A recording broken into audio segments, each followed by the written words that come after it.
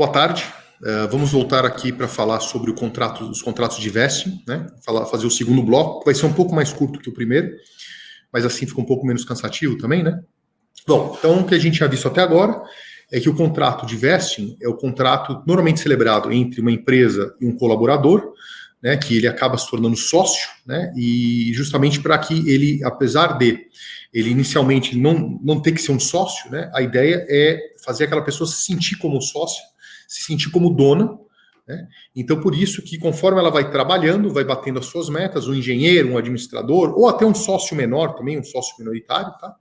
Aquela pessoa, conforme ela vai batendo suas metas, ela passa a ter o direito de adquirir participações societárias por um preço que seria, em tese, abaixo do valor de mercado. Então, a pessoa ela acaba recebendo uma participação societária por um preço bastante pequeno, né? Principal característica, então, é a pessoa ela ir adquirindo aos poucos esse vesting, não se dá isso em uma única vez, né? Porque senão a pessoa, depois de 2 anos, ela acaba adquirindo tudo e ela não vai performar mais no futuro como ela deveria performar, né? É importante que, se por acaso, né, a pessoa ela saia antes do prazo, por exemplo, se o contrato de vesting é de 5 anos, se ela sair antes do final, a empresa tem direito a recomprar aquela participação societária pelo mesmo preço que ela vendeu para o colaborador, que é um valor abaixo do valor de mercado, um preço abaixo do valor de mercado, né?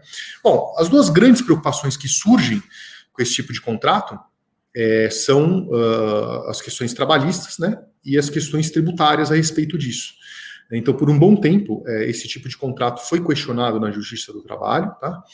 Até porque existe uma ideia de que a pessoa, um colaborador, que ele vira sócio, em tese ele pode ser considerado empregado. A gente teve uma reforma trabalhista importante aí durante o governo Temer, e essa reforma trabalhista ela criou um pouco mais de segurança jurídica para esse tipo de relação.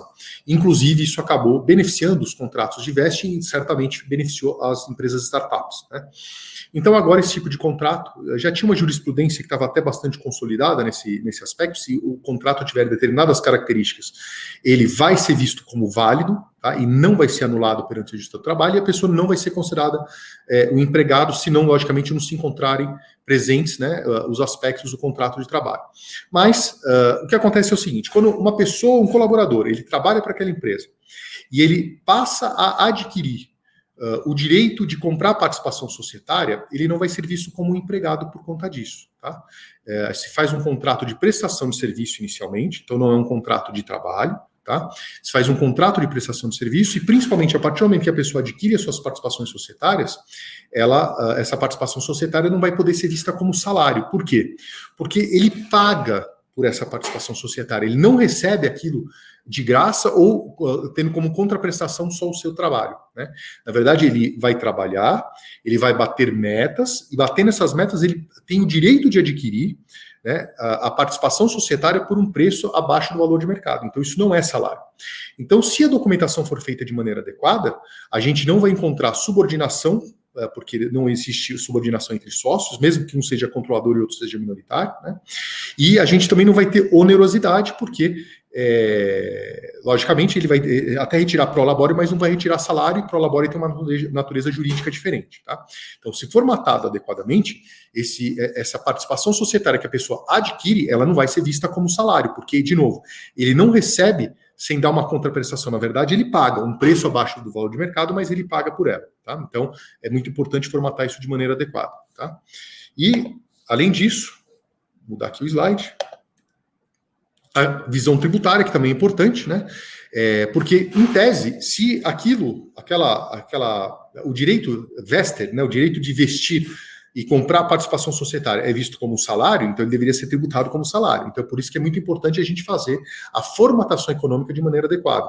Porque ter o direito de adquirir participação societária, hoje, né, no direito tributário, na jurisprudência, já não é visto como um salário e, portanto, ele não vai ser tributado como tal, né? Então, a tributação que vai incidir é no momento da venda da participação societária, então não quando adquire o direito, ou quando adquire a participação societária, mas no momento da venda, se houver um ganho de capital. E o que é o ganho de capital? É a diferença entre o custo de aquisição e o custo de venda. Então, por exemplo, ele adquiriu por 1 e revendeu por 10, ele tem um ganho de capital de 9.